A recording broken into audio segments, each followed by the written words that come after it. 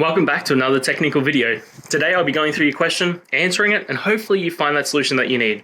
Guys, remember to stay just a little bit crazy like me, and hopefully you get to that resolution. Now, let's continue on.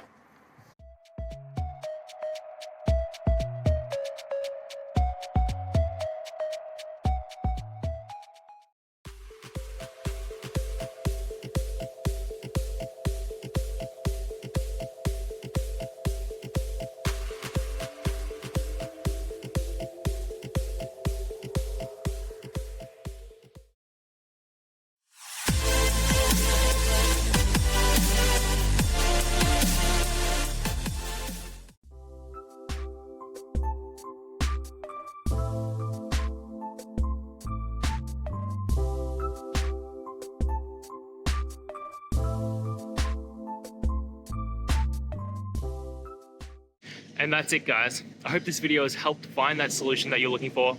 And if it did, please hit the subscribe button. I'd really appreciate it. Now, until the next time that you need technical help, I hope you have a good one.